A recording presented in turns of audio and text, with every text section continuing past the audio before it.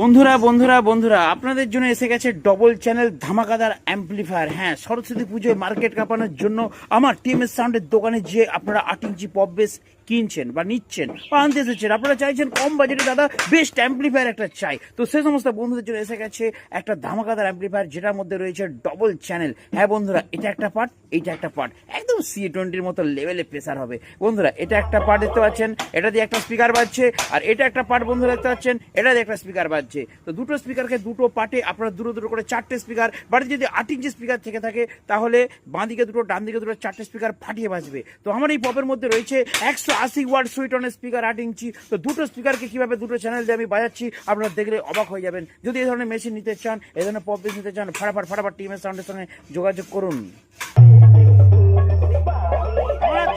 মারাত্মক প্রেসার।